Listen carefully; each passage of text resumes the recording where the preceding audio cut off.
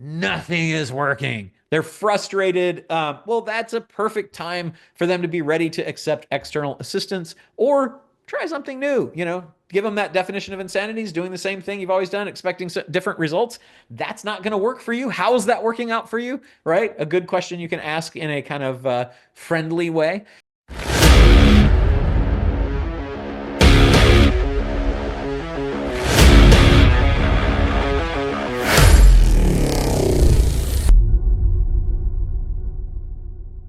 The magic question technique here.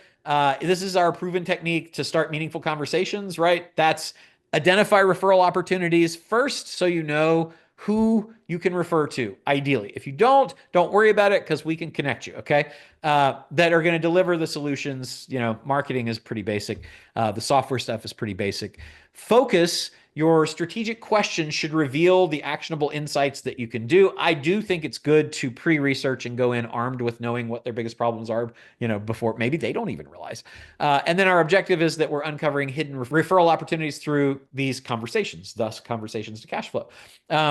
Anyway, it indicates a lack of progress or momentum if they're saying we're stuck. Okay, so you can help them, or we've tried everything, right? So they're exhausted. They've tried all the solutions that they know about.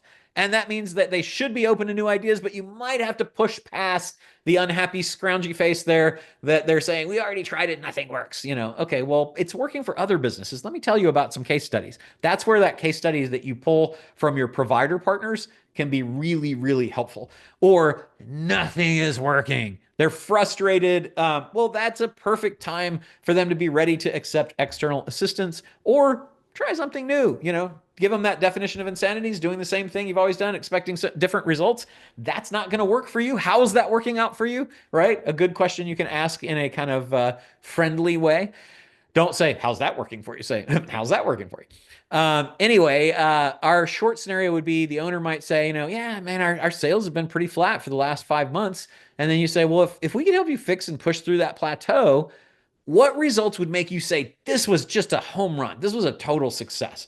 I mean, I'd want at least 20% revenue growth. This is my favorite kind of response, by the way, because when negotiating, always ask them what success looks like. Because maybe for a fact you can get them 50, right? You know that you can get them 50, but they only want 20.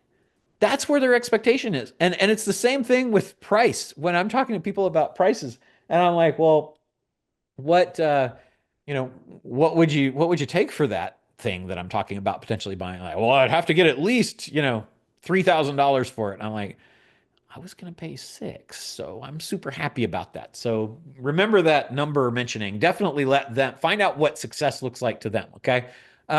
And then you say, well, okay, cool. I know somebody that I'm absolutely sure or who I think can really help you out with this. Would you like me to make an introduction? That's it. That would you like me to make an introduction is the ultimate question here. It's the way I do that is of conversions to cash flow. The way I do that is how we do business consulting for equity and getting consults that are paid as opposed to giving free advice.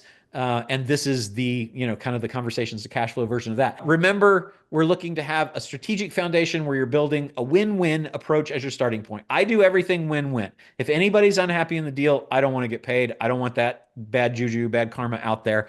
We're creating value. We're looking to develop benefits for everybody that's involved. And then we're future pacing them into what does life look like after you succeed, after we deliver this result that you want.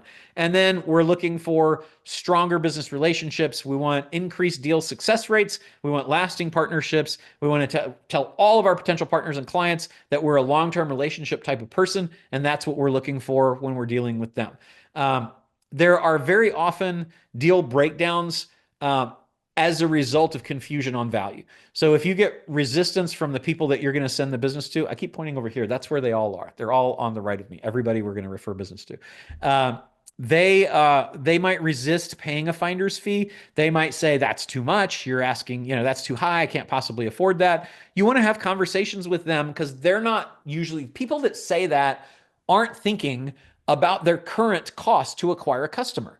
They're not thinking about how much are they spending on advertising that's not working. How much are they spending traveling to meetings or taking people to lunches or, doing brand advertising or belonging to the Chamber of Commerce that's not paying. That's all going to go into their customer acquisition cost. Most businesses don't know what their customer acquisition cost actually is. So if you start having that conversation with them, well, number one, you may be able to help them by getting an expert for them to get them, their numbers better, right? That could be a CFO, a fractional, an accountant, a data scientist, or a marketing consultant. But those are all referrals you can make to your referral partner. But they need to know that, because then you can say, well, your average customer acquisition cost is $600, and I'm only asking you to pay me $500. Your average customer acquisition cost for a $100,000 contract is $4,700. I'm asking you to pay me that, or more. That's the way it looks, right? And that's a one-time thing. I'm going to be sending you business on a regular basis. Before example, the owner hesitates to pay a $5,000 fee and says, that's too much. And you're like, hey, look, if this leads to a 50% increase in your sales, this 5% fee is really negligible compared to the return on investment you're going to get.